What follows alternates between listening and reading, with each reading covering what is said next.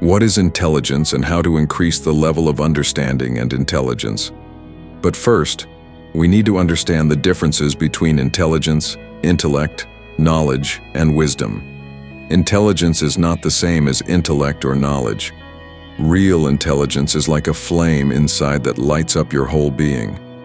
It is the ability to see things as they are, without distortion. Intellect is the mechanical part of the mind. It can analyze, compare, store information, and argue. A person may have a sharp intellect and still be deeply foolish in life. Wisdom is deeper than both. It is born when intelligence touches life directly and sees the truth beyond ideas. Knowledge is useful in practical matters. It helps us cook food, build bridges, or solve math problems. But knowledge does not bring clarity in relationships or peace in the heart. A man may know everything about love by reading 1,000 books, but still not be able to love anyone. Wisdom is not collected. It grows when you observe your life silently. Knowledge comes from outside: books, teachers, memories. But intelligence is awakened from within, when the mind becomes silent and alert. In your workplace, you might know all the rules of the company, but still fail to work in harmony with others if you do not understand human nature. For example, when a colleague speaks rudely, the intellectual mind reacts quickly. He disrespected me. The wise person watches the anger rise but does not become it. He understands that the colleague may be frustrated, tired, or insecure. Instead of reacting, he listens with alertness and speaks only if necessary. This is intelligence in action. At home, in relationships, intellect often tries to dominate. The mind says, "I know what is right," and insists on control. But wisdom listens. Suppose your partner is upset and accusing you of something you did not do. If you respond with cold facts saying, "That's not true, here's proof," the argument will grow. But if you listen deeply and feel the pain behind the words, you may understand that your partner is not asking for logic, but connection. This deeper understanding brings intelligence into the moment.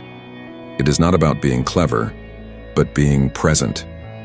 When you truly understand yourself, you begin to understand others. And to understand yourself, you must observe your own thoughts and reactions without judgment. This is where intelligence grows, not by reading, but by seeing. Every time you are angry, insecure, or jealous, if you observe it closely without escaping, that very observation becomes intelligence. It starts changing you from within, quietly, without effort. It shows you how the mind tricks you into repeating the same emotional patterns. For example, when you feel envy because someone else is successful, the mind compares instantly. But if you just observe the envy as a sensation, without naming it as good or bad, it begins to lose its grip. This insight is wisdom. It cannot be taught, only seen. The mind constantly wants to acquire everything it finds pleasurable because it is afraid of emptiness. It fears that if it does not hold on to pleasure, it will be left with nothing. This fear drives people to chase more money, fame, clothes, followers, and experiences. For example, you may go on a vacation and enjoy the moment deeply, but the mind says, "Take a photo, share it online, relive it later." It cannot allow the moment to be enough. Even love becomes possession. When you love someone, the mind quickly starts saying, "They are mine," and then fear and jealousy follow. The root of this is the desire to hold pleasure permanently, which is impossible. Pleasure by its nature is temporary. You enjoy a sweet taste, but it fades. You get praised at work, but it passes. The intelligent person sees this cycle and does not get trapped. He enjoys the moment but does not cling to it. This freedom from clinging is wisdom. You can still love, still enjoy beauty, still earn money, but you do not become a slave to them. You remain inwardly free. When you understand this, you start living fully, because you are not constantly reaching for the next thing. You are alive, in the now. In the workplace, this intelligence brings calm focus. When others rush, panic, or gossip, you work silently with clarity. If there is a problem, the mind might say, "This is bad, we will fail." But intelligence sees the facts, not the fear. It says, "Let's see what can be done." This attitude turns you into a natural leader, not because you command others, but because you bring stability. People trust those who are centered. In meetings, instead of trying to impress with big words, you speak with simplicity and truth. This is real strength. Even when you make mistakes, you admit them without shame, because you are not protecting an image. The intellect wants to be right, but intelligence wants to learn. This learning happens all the time, not just in formal settings. You may learn from a janitor, a child, or from the silence of nature. When you observe the way ants work together, or how a tree grows patiently, you begin to understand harmony. Such insights are not in textbooks, but they are part of a higher wisdom. This wisdom makes your work meaningful, your relationships deep, and your mind quiet. To increase your level of understanding, begin with attention, not forced concentration, but gentle awareness.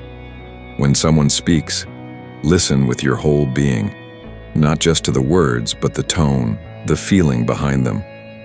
When you feel an emotion arise, notice it like a bird passing through the sky. Do not hold it, do not judge it, just watch. This watchfulness sharpens your intelligence. Read books, yes, but do not become a parrot of others' thoughts. Use knowledge, but do not be used by it. Ask questions that no one can answer but you. Who am I? What is fear? Why do I get angry? What am I chasing? Sit with these questions. Let the silence speak. This is the beginning of real intelligence. It makes you humble, patient, and compassionate. And that is the kind of intelligence the world desperately needs. Not just people who know more, but people who see more. Not just people who can do more, but who can be more. True intelligence begins when one starts observing without immediately reacting. The mind has been trained for generations to react, not to understand. A colleague says something critical, and the usual pattern is instant defense. How dare he say that to me? This creates tension, separation, and a chain of misunderstandings. But if one pauses for a moment and simply listens, not just to the words, but to the intention behind them, something shifts. Maybe the person is having a rough day. Maybe their words are not about you at all. Or maybe they are pointing out something true, something you missed. This capacity to pause and observe without judgment is the doorway to a different kind of intelligence, emotional intelligence. And this is where intellect often fails. Intellect wants to win. It thrives on logic, argument, and proving others wrong. But emotional intelligence wants to understand, to connect, to dissolve conflict rather than deepen it. In the workplace, this is often the difference between a toxic environment and a thriving one. Leaders who rule with intellect might achieve short-term results, but they often create fear, competition, and insecurity. On the other hand, a leader who listens deeply, speaks honestly, and makes space for others' voices builds a culture of trust, and trust is the foundation of all meaningful work. At home, too, this observation-based intelligence transforms relationships. Suppose your child is throwing a tantrum, screaming and demanding something. The intellectual parent might say, "Stop it now. This is not acceptable." The child becomes more agitated. But the wise parent watches, feels the emotion without reacting, kneels down and says, "What are you really feeling?" This approach does not deny discipline, but it begins with understanding. The child learns something deeper. My emotions are being seen. I am not wrong for feeling. This builds emotional maturity in both parent and child. The same applies to romantic relationships. Two people may love each other deeply, but if their minds are always seeking to control, explain, or justify, love becomes a battlefield. The mind wants possession. You are mine. And when the other person does not act according to that possession, there is hurt. But love, when seen through intelligence, is not possession. It is presence. It is the ability to hold space for the other's growth, even when it challenges your comfort. Suppose your partner wants to change careers and take a risk. The intellect may say, "It's not practical," and discourage them. But intelligence listens to their passion, their need to explore, and supports them even when the outcome is uncertain. That is wisdom in love, choosing depth over control. This intelligence is not built by reading more or knowing more. It grows silently every time you watch your mind in action. Suppose you're at a team meeting, and someone else gets credit for an idea you shared last week. The immediate response of the mind is hurt, followed by resentment. This is unfair. They stole my idea. But if you observe that emotion closely, a deeper understanding arises. You may see how the desire for recognition drives your happiness. You may realize that the idea itself came to you not because you are special, but because you were available to it. Creativity is not personal. It flows through you when the mind is silent. Once you see this, the need to claim credit begins to dissolve. You can still speak up if needed, but not from ego, just clarity. In this state, you become more creative, not less. You become a vessel, not an owner. And the workplace transforms from a battlefield of egos into a field of shared growth. Imagine working in an office where people are not obsessed with taking credit, but with helping each other succeed. That is what intelligence makes possible. It creates an energy of cooperation, not competition. The mind wants to acquire everything pleasurable because it thinks pleasure is happiness. But there is a deep difference. Pleasure comes from stimulation. Buying a new phone, eating your favorite dessert, hearing praise. Happiness comes from stillness, from alignment with reality. Pleasure is short-lived and leaves a trace of craving. For example, you watch a movie and enjoy it, but the next day you want another. You go shopping and feel excited, but by evening that excitement fades and the mind says, "What next?" This constant hunger creates a restless life. The intelligent person sees this loop and steps out. He enjoys the moment but does not become a prisoner of it. You can enjoy a good meal without needing it again tomorrow. You can enjoy someone's praise but not depend on it for your sense of worth. This is freedom. This is happiness. When the mind stops chasing, it becomes peaceful. In that peace, understanding flowers. And in that understanding, you find a joy that is not dependent on outer things. You may still buy things, watch movies, fall in love. But you are no longer addicted. You are not a beggar of pleasure. You become a master of joy. To grow your intelligence at work, begin with honesty. Be honest about your mistakes. Be honest about what you don't know. Intellect fears appearing weak. Intelligence is humble. Suppose you are leading a project and something goes wrong. The intellectual ego wants to blame others or hide the flaw. But intelligence says, "Let's look at what happened. Let's learn." This creates a culture of openness where people are not punished for failing but encouraged to grow. The same applies in relationships. If your friend feels hurt by something you did, do not defend yourself immediately. Listen. Ask. Tell me how you felt. Understanding replaces argument. This does not mean you always agree, but you respect the other person's reality. That respect builds depth. Whether at work or home, the one who understands others is the one who is truly intelligent. This understanding is not based on theories or strategies. It is based on being deeply present. To be present is to listen without the noise of your own mind. And that kind of listening is rare, but life-changing. The beginning of all true intelligence is silence, not the silence of lips, but of the mind. A silent mind is not dull. It is alert, fresh, sensitive. The noisy mind is full of opinions, judgments, memories, plans. It is always comparing, always running ahead or looking back. But the silent mind watches everything happening inside and outside without rushing to react. This silent observation is intelligence itself. Imagine you're at work and someone else receives a promotion you hoped for. The noisy mind feels insulted. It says, "I deserved it more." This is injustice. It replays the situation again and again, seeking comfort and blame. But if you pause, breathe, and just observe the thoughts without feeding them, something different happens. You notice the jealousy rising, the hurt, the sense of failure, but you do not become them. You stay as the observer. And in that stillness you understand, this promotion was not stolen from me. It's just life unfolding.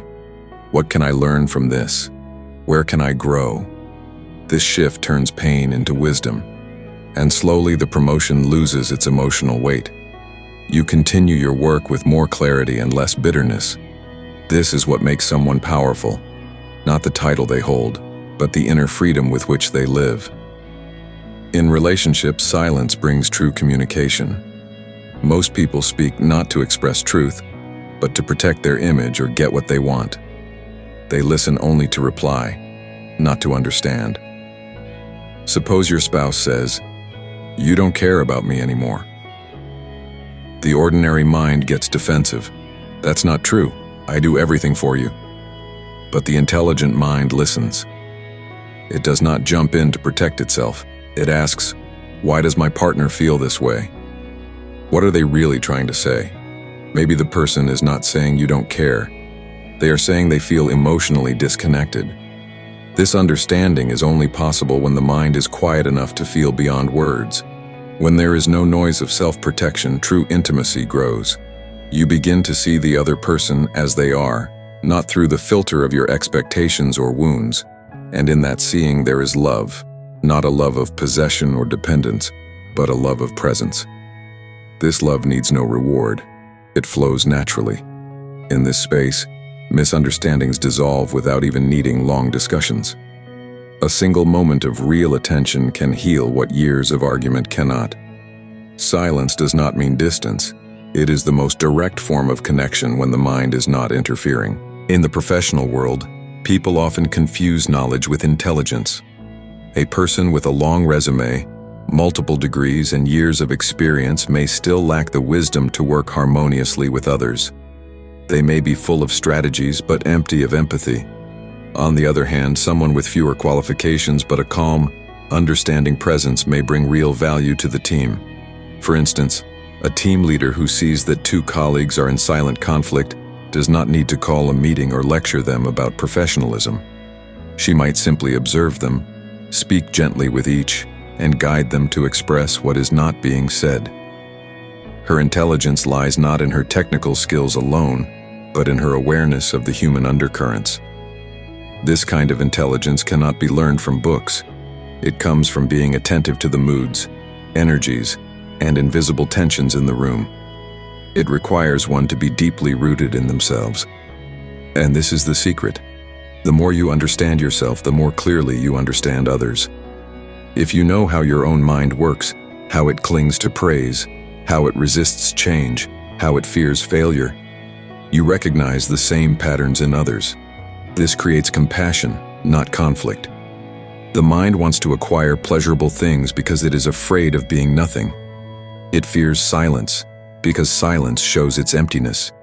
And the ego wants to be somebody, rich, loved, praised, remembered. So it collects things, clothes, money, social media likes, even spiritual knowledge. But no matter how much it acquires, the inner restlessness does not go away.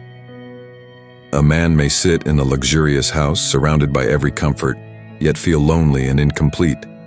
Another may walk barefoot, eat simple food, yet radiate peace and joy. What is the difference? The first is living from the outside in, trying to fill the inner emptiness with outer things. The second is living from the inside out. He has touched that space of stillness within where nothing is missing. This stillness is not laziness or withdrawal. It is alert, awake, and in love with life. From this space, action flows effortlessly. When such a person works, they work fully. When they rest deeply. When they speak, their words carry weight, because they come from clarity, not compulsion. They are not trying to prove anything. And this is the essence of intelligence, not effort, but presence. To increase your intelligence, begin by watching how your mind works in small situations. When you feel bored in a meeting, observe the boredom. What does it feel like in the body? Where does the mind want to go? When you feel anxious before a deadline, don't rush to escape it. Just sit with it for a moment. Let the anxiety speak. When you feel irritated by someone's voice or behavior, notice the judgment rising. Is it their action that truly bothers you, or is it touching something sensitive inside you? Your need for order, your fear of being disrespected. Each of these moments is a doorway into deeper understanding. They show you not only how your mind functions, but also how universal the human experience is. This observation makes you both wise and kind. You no longer expect perfection from yourself or others. You begin to live in tune with life, not in conflict with it. In the workplace, you become someone who brings solutions, not drama. In relationships, you become someone who brings space, not pressure. And within yourself, you become peaceful, not because life is perfect, but because you are no longer fighting its flow. The mind is constantly projecting images of what it thinks will complete you. It says, once I get that job, I'll be satisfied. But when that job comes, the satisfaction is brief, and soon the mind says, now I need a promotion. Later, it says, I must buy a bigger house, a better car, a more luxurious vacation. And this cycle never ends. This is not true growth. It is just movement without depth. True intelligence sees through this pattern. It understands that no external thing can give lasting happiness because the craving mind itself is the problem. When the mind is always chasing something, it is never here. It cannot appreciate the simplicity of life. Even while eating, it's thinking of dessert. Even while resting, it's planning the future. So the real question is not, how do I get more? But why am I not content now? Intelligence does not chase, it watches. When you sit in the morning sun and feel its warmth, without wanting anything more, that is intelligence. When you walk without a destination, simply enjoying each step, that is wisdom. Life becomes rich, not through accumulation, but through presence. And the more present you are, the more beauty you notice, in people, in nature, in small moments. A flower on the roadside becomes a miracle. A smile from a stranger becomes enough. This is not poverty, it is richness without clutter. In the workplace, this shift from craving to clarity changes everything. A person driven by desire often becomes aggressive, impatient, and insensitive. He wants results at any cost. He uses people like tools, not as fellow human beings. But a person who works with awareness does not lose their humanity for ambition. They may still work hard, lead projects, meet deadlines, but their motivation is not fear or ego. It is joy, contribution, and purpose. They listen to team members without pretending. They don't act like they know everything. If they make a mistake, they admit it. If someone else has a better idea, they accept it gladly. Their intelligence is not in knowing more, but in being open. And this openness invites creativity. People feel safe around them. Innovation grows in that safety. Leadership is no longer about control. It becomes about connection. Imagine a manager who walks into a meeting, not to dominate but to learn, who speaks less but says more, who sees beyond numbers and pays attention to the morale, the emotions, the energy of the team. This kind of leadership cannot be taught in seminars. It grows from deep observation of one's own mind. Relationships, too, flourish in simplicity. When the mind is not seeking constant stimulation, it becomes easier to love. You are no longer demanding that your partner make you happy. You are not measuring every action. Did they call? Did they say the right words? Did they forget? All that fades when you are inwardly quiet. Then, love is no longer a transaction. It becomes a presence, a space where two people can simply be. You may sit silently on a bench together without speaking a word, yet feel deeply connected. Or you may disagree and still feel no threat, because the relationship is not built on expectations, but on understanding. This understanding grows only when you stop reacting from the past. Many couples are not actually relating. They are just repeating patterns. One says something, The other reacts automatically, and the fight begins. But when you observe those patterns without judgment, they lose their power. You begin to respond freshly, not from memory. This freshness brings life back into the relationship. You may find that even after years of being together, you are seeing each other for the first time, not through roles, but through presence. Knowledge is useful, but limited. You need knowledge to do your job, to drive a car, to cook a meal. But knowledge alone cannot solve inner confusion. You may read 100 books on happiness and still be unhappy. You may attend workshops and repeat affirmations but still feel lost. Why? Because real clarity does not come from gathering more information. It comes from dropping what is unnecessary. The mind is like a room full of clutter. Old beliefs, memories, fears, comparisons. Intelligence is like opening a window in that room. Fresh air comes in, light enters. You don't need to decorate the room more. You need to empty it. This is why silence is so powerful. In silence, you begin to see what is fake, what is borrowed, what is mechanical. You drop opinions that never belong to you. You drop the mask of always being right. You even drop the idea of becoming someone special. And in that dropping, something beautiful remains. Awareness, presence, truth. From that truth, your actions become simple but powerful. You may speak one sentence, but it has more impact than 1,000 lectures. You may take one decision, but it changes the direction of a company, a team, a life. This is the power of clarity, born not from thinking more, but from thinking less and seeing more. To live intelligently is not to escape the world, but to see through it. Go to your job, love your partner, raise your children, run your business, but stay awake. Watch how your mind creates fear when something new happens. Watch how it resists discomfort. Watch how it judges others to feel superior. These are the small movements of the ego. When you see them clearly, they begin to dissolve. And what remains is natural intelligence, calm, clear, compassionate. You begin to live with depth. You no longer rush through life like a machine. You may walk slower, but you walk with awareness. You may speak less, but you say what matters. You may own less, but you feel complete. This is not about becoming a saint. It is about becoming real. In a world full of noise, the most revolutionary act is to be quiet inside. From that inner quietness, wisdom flows. And that wisdom touches everything: your work, your relationships, your health, your creativity. You stop trying to control life and start dancing with it. And in that dance, you find a peace that cannot be bought, taught, or borrowed. It is your own. Always was, always will be. The most powerful intelligence is not something added to your life. It is something revealed when false layers fall away. The ego, which is the imagined image of me, constantly tries to defend itself. It says, "I am this kind of person," and then spends energy proving it to the world. It fears being wrong, being ignored, being ordinary. But true intelligence is not concerned with identity. It does not need to say, "I am smart" or "I am spiritual."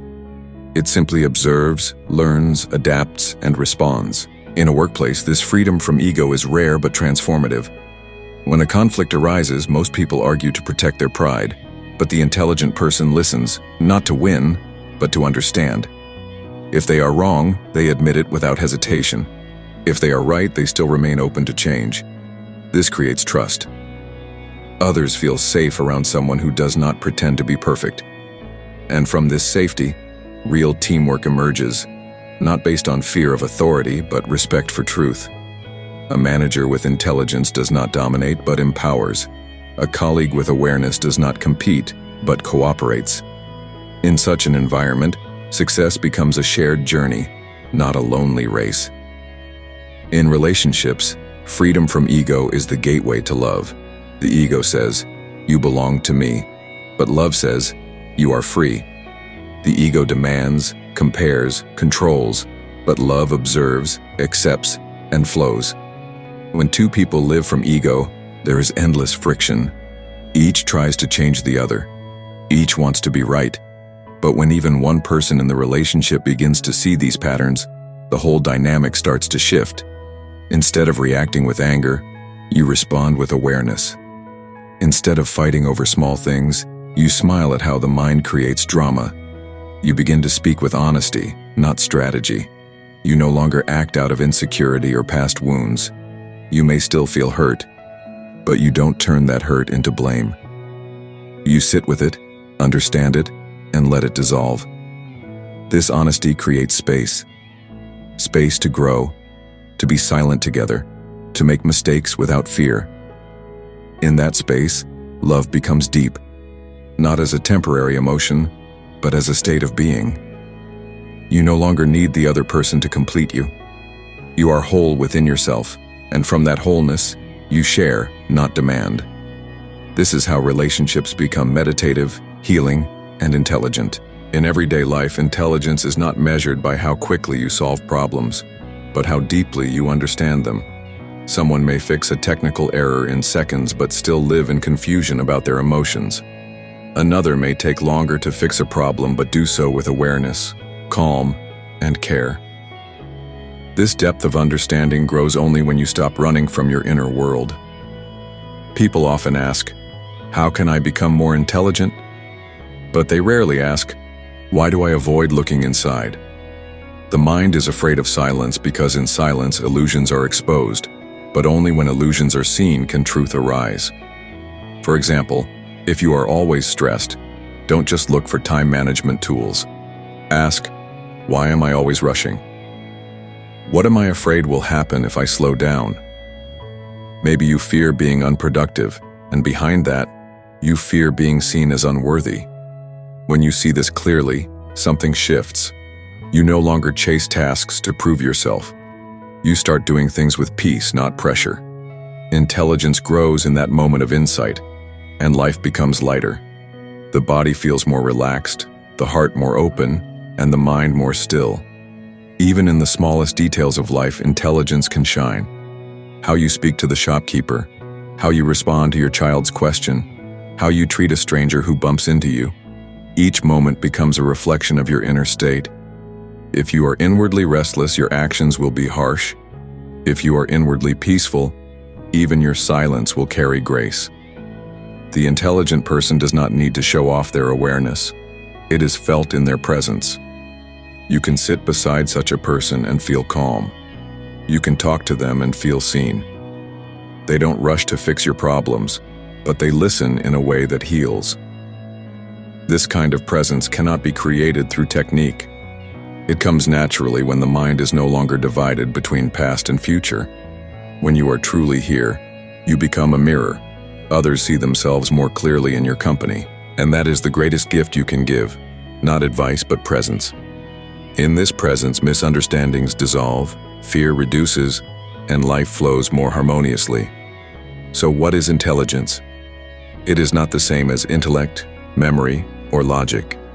It is the fresh, living energy of awareness. It watches without judgment. It acts without ego. It learns without fear. This intelligence transforms how you work, how you love, and how you live. It turns competition into cooperation, noise into silence, pressure into presence. To live intelligently is to live with eyes open, not just to the world outside, but to the movements inside. The craving for pleasure, the fear of pain, the chase for identity, all these are seen clearly. And in that seeing there is freedom. Freedom not to escape life, but to live it fully. Not to accumulate more, but to enjoy what already is. This intelligence does not promise a life without challenges, but it gives you the clarity to face them with peace. You no longer need to acquire everything the mind finds pleasurable, because you are no longer enslaved by the mind. You use the mind when needed, but you are not used by it. And in this subtle shift, life becomes simple, silent, and sacred. Not in some faraway future, but right now, in this very moment.